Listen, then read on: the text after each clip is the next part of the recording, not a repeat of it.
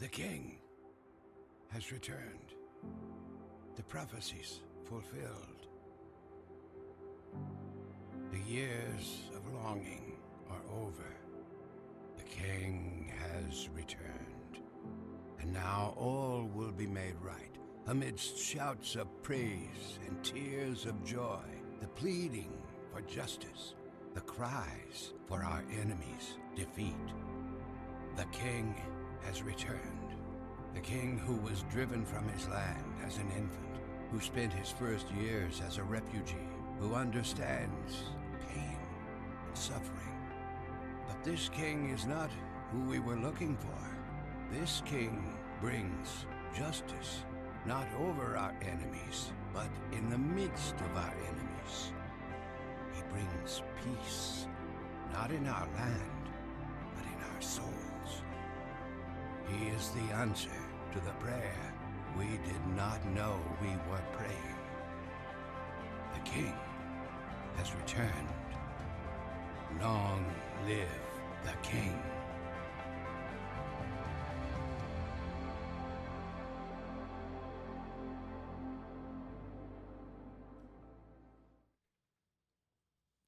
All right, let's pray together.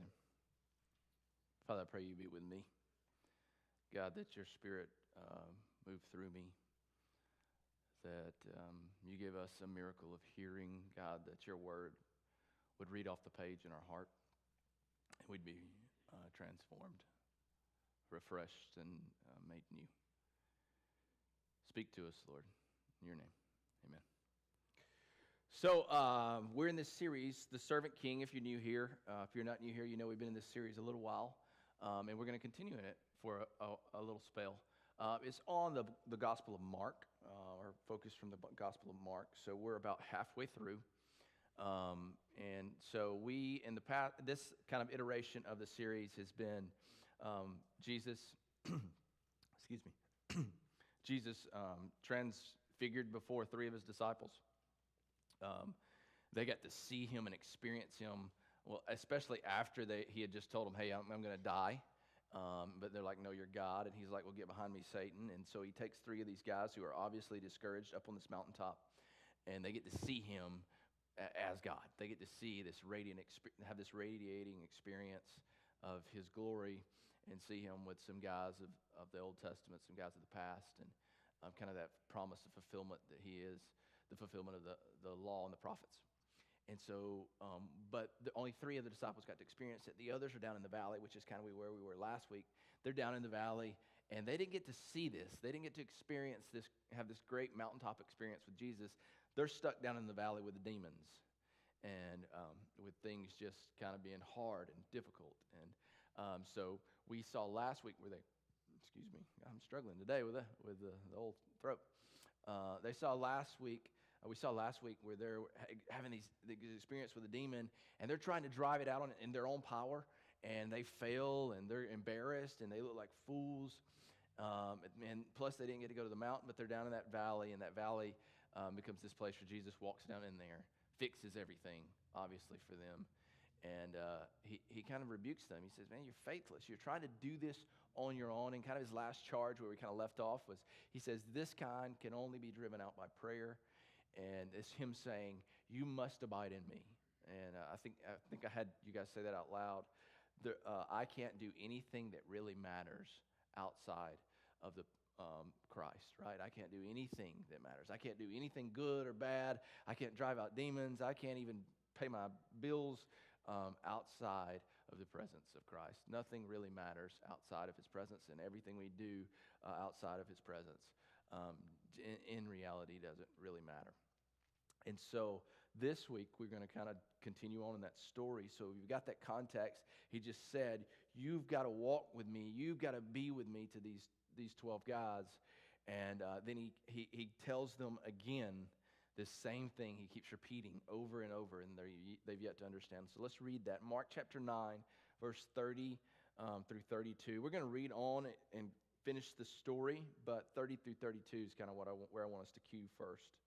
Mark chapter 9, 30 through 32. Then they went out from there and passed through Galilee, so back toward the hometown, right? Back toward where they've been, where they were all pretty much from. And he did not want anyone to know, for he was teaching his disciples and saying to them, the Son of Man is going to be delivered into the hands of men, and they will kill him. And when he is killed, after 3 days, he will rise. Look at verse 32. They're like, yeah, duh, right? All of us are. Yeah, duh, all right? Verse 32. But they did not understand the saying and were afraid to ask him. How many times are these guys going to look like morons? How long will this go on where they're just fools, right? How long will this go on where Jesus says a 3-sentence statement over and over and over, and it still goes, they didn't get it. You don't get it. You just don't get it. You don't get it. You just don't get it. Why can't you get it? And I have a hypothesis that I'm going to try to work out. I don't know that I want to tell you the hypothesis yet. I'm just thinking it in my brain. I'm just going to keep that to myself.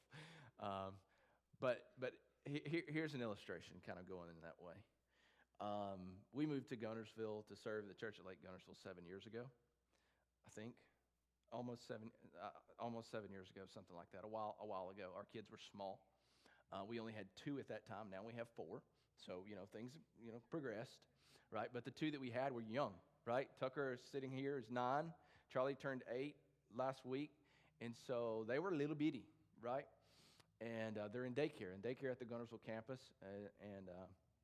They were down there, 4 or 5 days a week, every week, and in and out of there. And I was in and out of there. And anyway, the administrator of the what we called Kingdom's Kids, the daycare at that time, was Gina Sexton. And Gina and Kenny have since moved on from Guntersville and are serving at other churches.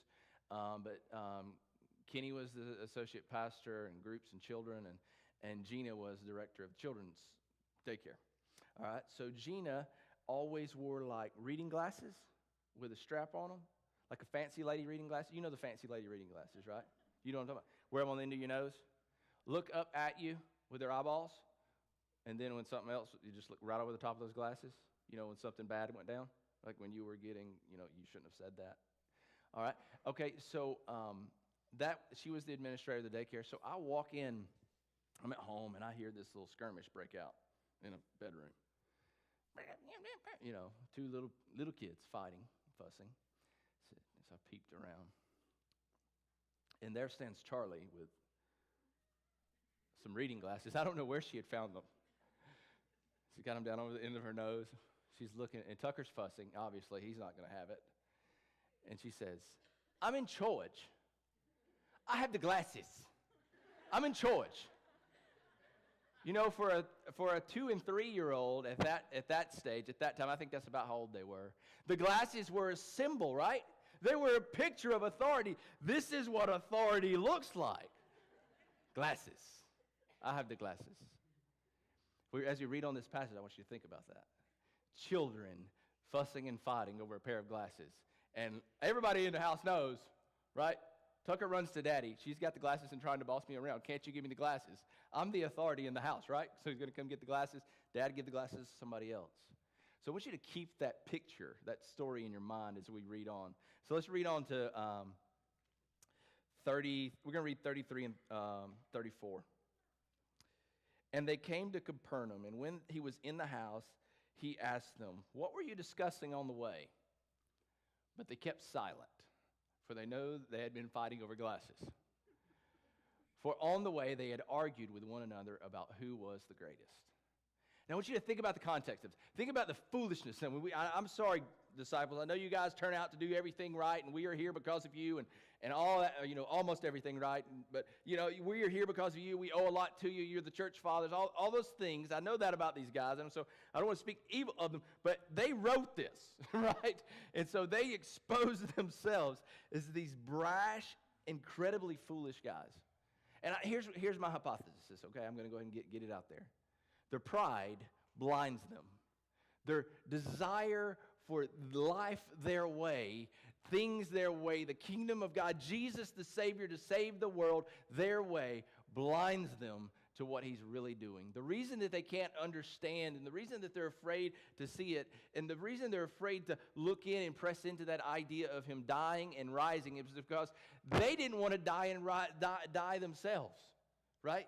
And that was not the way that things were done in that culture, or let's just be honest, in any culture, our culture. If the way to plant a church, the way to build a kingdom, the way to build a business is to die? No, it's foolishness. You see, the disciples had just made a big old mess with this demon. Jesus comes along and he's teaching them, and he says something crazy, and I can imagine him kind of walking ahead, them kind of trailing behind. They're going, "Dude is lost it. He's lost it.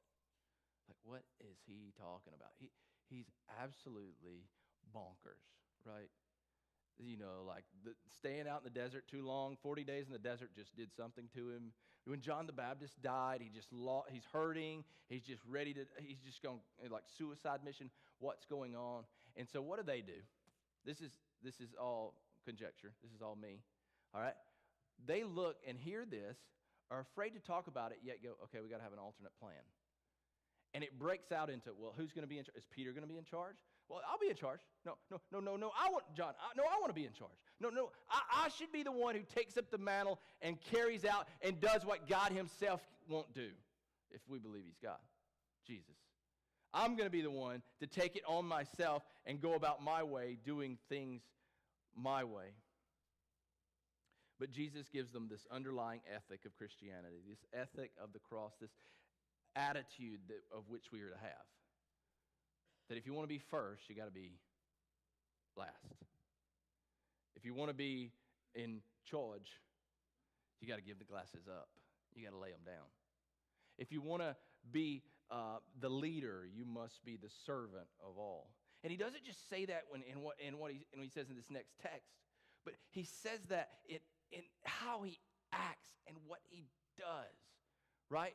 In the Bible, the metaphor for authority that my children thought were glasses is a jacket, is an outer garment, is a robe. You see it from the book of Genesis where Joseph loses his robe over and over and over again. You see it in John when Jesus is doing the Lord's Supper for the first time. Right, and what does it say? He takes off his outer garment, lays it to the side, removes himself from the head of the table and bows down to wash their feet like slaves. It's this laying aside of any authority, any position, any place we have. He demonstrated it over and over, time after time, miracle after miracle. When he looks at a guy and he realizes the crowd was coming, and if the crowd got to him, they would tell the story. He would be killed before it was time for him to be killed, and he was timely in his approach to the cross, which we'll probably cover as we work through this. But he's serving. He's giving of himself to people, honestly, who don't deserve it. Which brings us this idea of pride. The problem of pride is the great problem for all of us. The problem of pride is the great problem for church disunity, family problems, sin in your life. Augustine said, pride is the mother that is pregnant with all other sins.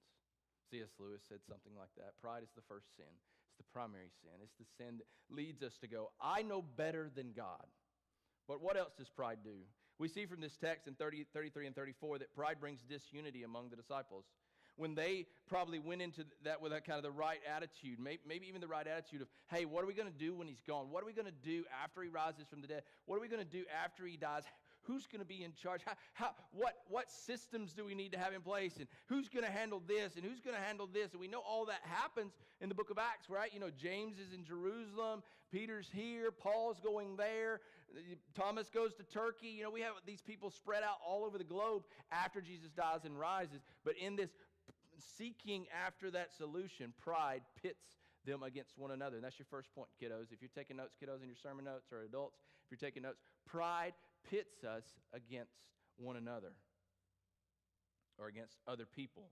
Pride pits us against other people. And disunity is this picture of pride in the church, pride among the disciples. So let me ask you this question. It's very simple. If we're identifying pride in our own lives, so I'm looking in, ask myself this question. Do I enjoy when other people fail? Do I enjoy when other people are wrong? Do I enjoy when maybe someone who maybe I've had a disagreement with, maybe just our personalities didn't match up, maybe our lives just kind of were in conflict at some point in time? Do I enjoy when they struggle? Do I secretly wish that they would fail? You ever done that in the workplace? Ever done that in your marriage? Ever done that with friends? Ever seen that, experienced that in the church? I know I have. The second thing that pride does, another identifier for pride pits us against other people, but pride always seeks position.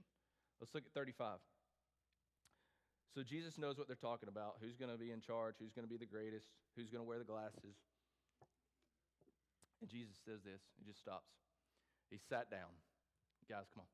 He called the 12 to him, and he said to them, if anyone would be first, he must be last of all and the servant of all. Now, you and I all know that, right? I mean, that is leadership 101 in America. That is the new leadership style, right? That is I was talking to Matt Dindy, and we were talking about culture. You know, like I've been listening to a book on church culture, how to build an inspiring church culture rather than other types of culture that might involve arguing and all that. And it's that idea of that service to one another, service to the people that maybe you're the authority over, if it's your children or your family, or if it's in your workplace, serving them, loving them, caring for them, and you get the most out of them. That's USA leadership. But the irony of what Jesus says is that Jesus says, if you want to be first, like, he doesn't say that's a bad thing. He doesn't say, hey, no, you should never be first. No, if you desire to be first, if you want to be the leader, if you want to be the one who's used in a powerful and a mighty way, then you must be last, the servant of all.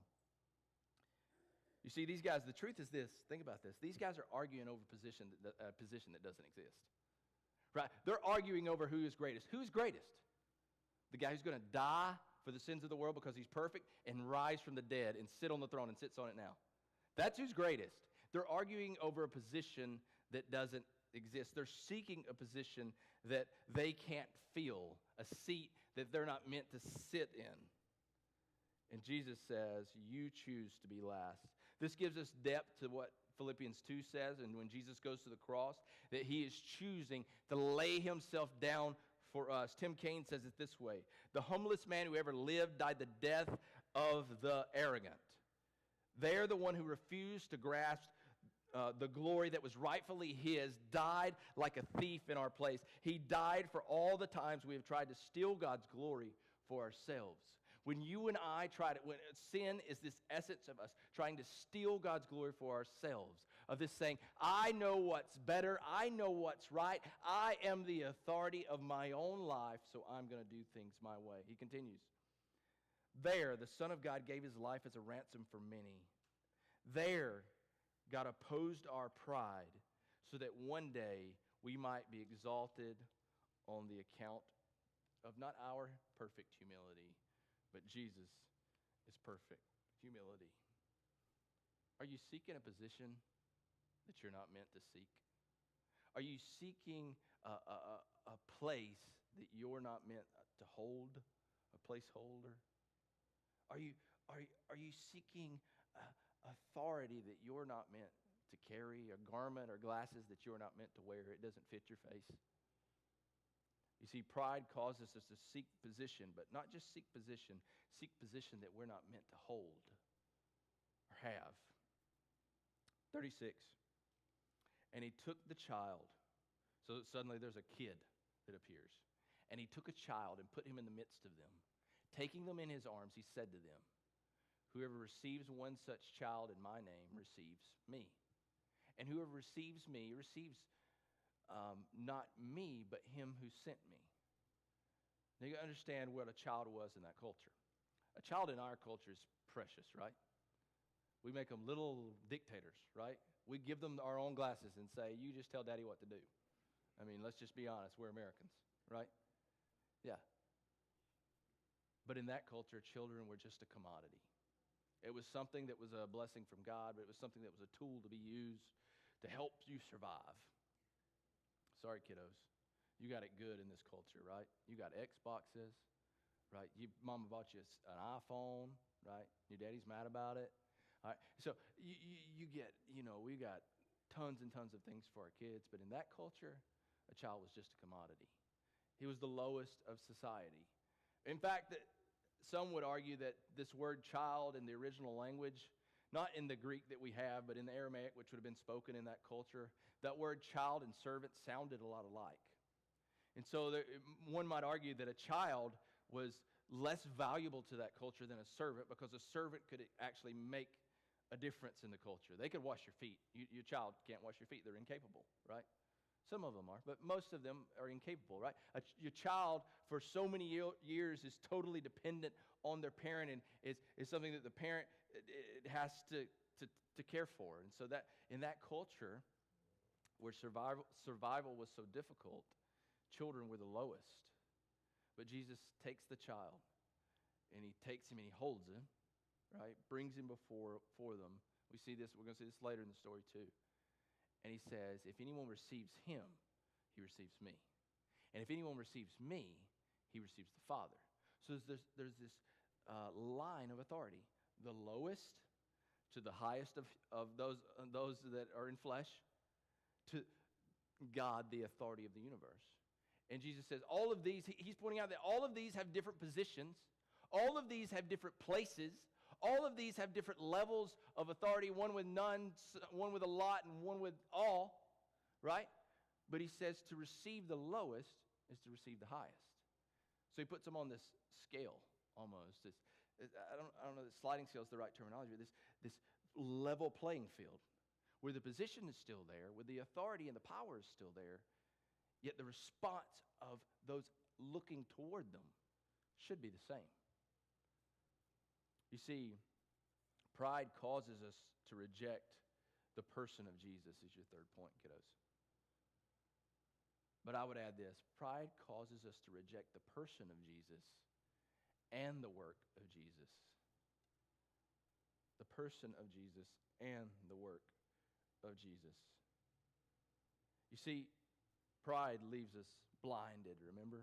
Like wearing glasses that are not our prescription. Leaves us looking but not seeing, hearing but not listening, right? There, but totally out of the loop. 1 Peter says something. You remember, Mark is Peter's gospel, right? Mark is dictating what Peter's preaching and saying, maybe even sitting down, and Peter's going, write this, write this, write this. This is when we get all these interesting little things about Peter in it. 1 Peter is written by Peter as well, a later story written to a church. 1 Peter 5:5 says this: likewise, you who are younger, be subject to the elders. Look at this. Clothe yourselves, all of you, young and old, with humility toward one another. For God opposes the proud, but gives grace to the humble. Humble yourselves, therefore, under the mighty hand of God, the ultimate authority of the universe, so that at the proper time he may exalt you. That's interesting, isn't it? If you think of it, you connect these two stories together. You connect the writing of Peter, who would write this so directly, and the experience that he's had. It really makes a lot of sense. I love that he says that, use that verb, clothe. Clothe yourself with humility toward others. For God opposes the proud. So it's not just that you and I would reject Jesus, his person and work, because of our pride. But hear this, that God would be opposed to us. And that's not where I want to be, and I don't think that's where you want to be. That being proud and prideful is being in opposition to God. Peter goes and he says that, clothe yourself. You know, I get up in the morning, what do I have on? My jammies, right? Get in the shower, take a shower. I get out of the shower, I don't have on my jammies, and I have to put something on, right? If I just get out of the shower and walk to church, y'all would fire me, right? Right? The whole community would be like, oh, man, that guy's an idiot, right? He's more than an idiot. He's crazy, right?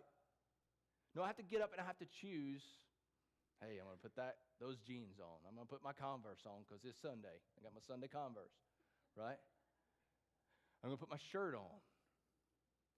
So I love that metaphor, that word picture that Peter gives us, that humility is not something that just happens out of thin air, right?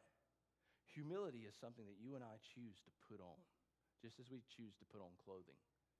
Pride is something that we choose to take off and lay aside. Humility is something that we choose to put on. I think this is a great takeaway. Humility is always a choice. Whether you're in a valley, the lowest of valleys, if you don't choose humility, it turns into self-loathing and self-pity. That's pride. All right? If you're on the mountain of all mountains and you don't choose humility, it turns into arrogance, right? Brashness, and ultimately foolishness. You see, humility is a choice, no matter what valley you're in or what mountaintop you're on or if you're in between. Humility is always, always, always a choice. And most of the time, it's a very hard choice, right? It's a very difficult choice. But it is the great antidote of pride. You see, one author, I think this is Tim Kaine. I read this blog by him. It's really, really good. This article, and he kind of brings this idea out, but I just want to kind of press on it a moment, on this idea of humility. If humility is always a choice, then what is that choice, right? What is it that humility is? You see, oftentimes we think of humility as just putting ourselves down, putting ourselves to the side, putting ourselves over here, that what we need, what we want, what we desire doesn't matter. I think gals, you're probably more prone to this, is that whatever he needs, whatever he wants, whatever my children need or want, that is humility. That is service, that I would just put all of me to the side. Yes and no. You see, humility is not just moving, we might say, moving yourself out of the center of your world, the center of your universe. Humility is not just moving me out of the center. I know I'm off screen. All right? But humility is moving me out of the center and placing something back in the center. Because here's the problem. Everything gravitates to the center, doesn't it? There may be a time where you can put yourself to the side. Maybe you put yourself to the side, mama, for years and years. And what you find is that center creeps back in. That I need to be back in the middle creeps back in, and it becomes this anger, this frustration, this disenfranchised feeling.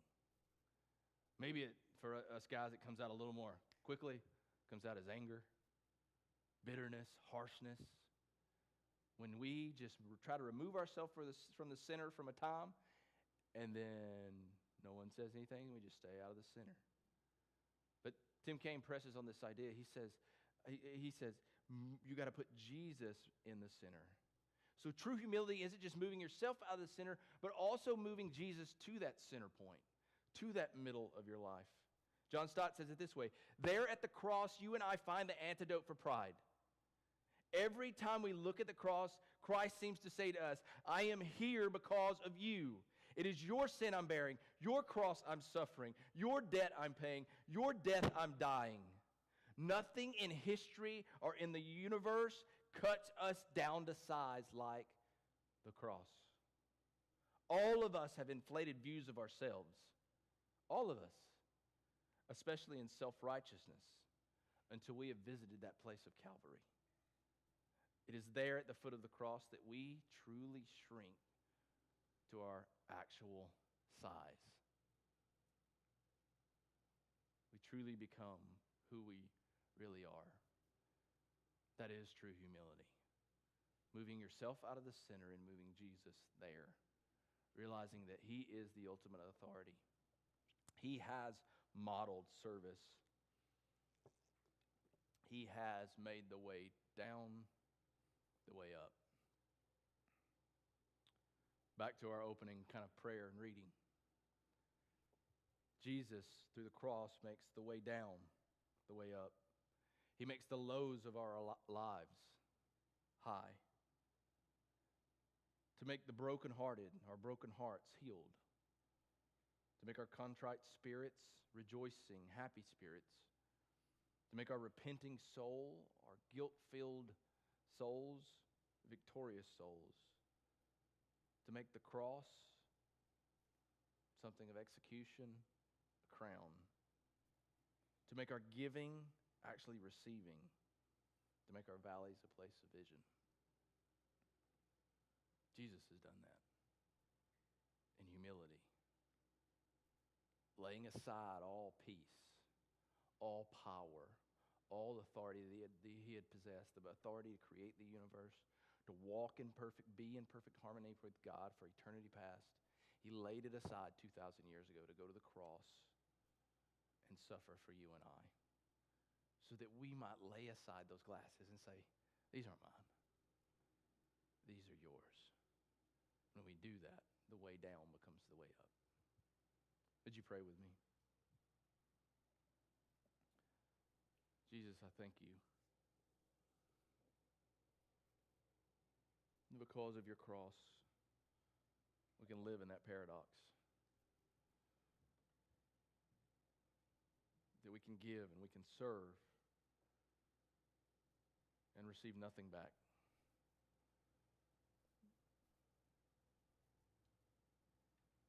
But we know that you made a way. There's a mountain that awaits. That even in our lowest of valleys, you are with us.